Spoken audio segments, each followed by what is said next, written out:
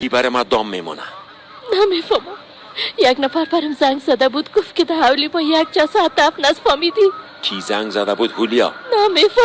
نمیفهمم. تو گفتی پیش از آمدن پلیس باید جسد بکشیم. تو از کجا میفهمیدی؟ جواب بده هولیا. من میخواستم که تو را نجات بدم. من هر کار به خاطر تو انجام دادم. کل چیز به خاطر تو انجام دادم. آقا محمد امیر، اسماعیل، اینجا چی گپ است؟ کم است که عقل خود از دست بتم. در مورد کدام جسد گپ میزنن؟ باور کنین من به اندازه شما حیران هستم. شما حال آرام باشین، من پیدا میکنم چی گپ است.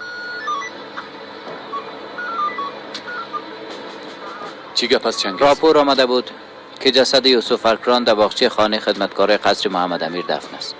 وقتی که پلیس ها رسیدن دیدن که خانم اولیا باغچه را میکنه.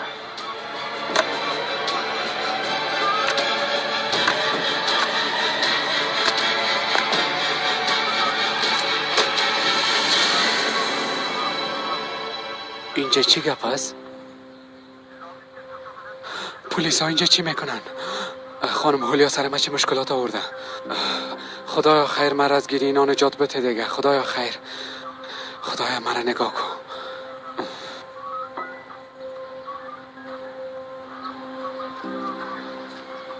یک گزارش آمده که جسد آقای یوسف ارکان در باغچه خدمتکارای قصر شما دفن است. ای گزارش دروغ کی برای شما داده؟ ما هم نمیفهمم، وضعیت هیچ خوب معلوم نمیشه آقا محمد امیر. اگه چیزی باشه که من باید بفهمم همیاله برم بگوین. چی بگویم اسماعیل؟ در اینجا کدام جسدی نیست. وقتی اونجا را کندین باز میفهمین که جسد وجود نداره. افسون بس است. سرم بیخی دور میخوره. ما تباه شدیم، از بین رفتیم. او قبر کندن، او را پیدا کردن، ما از بین رفتیم. همه چیز تا همینجا بود. یا کم صبر کنین، ما را چیز نمیشه. توبه توبه.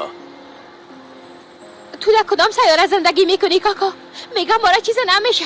پس کی را چیز میشه؟ ها؟ بعد از اینکه خبر به همه جای برسه تو نمیفهمی بهار پدر مسابقه خود کردن که کدام ما زودتر به پلیس همه چیزا بگوییم.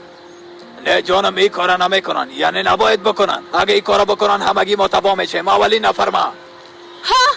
بیازو همگی دخم است. اینه بیبی تمام بدبختی ها از خاطر تو سر ما آمده.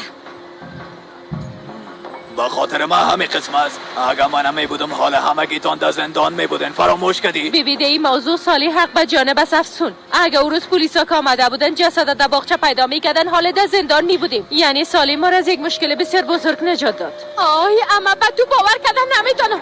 والا حال مغز خود خود خوردم. تو حالا از این آدم دفاع میکنی؟ از چی وقت آدم اقدر شخص با فکر شد؟ چی وقت؟ اگر این آدم اقدر با فکر شده باشه پس چرا او جسد برده در باغچه محمد امیر دفن کرد؟ ها؟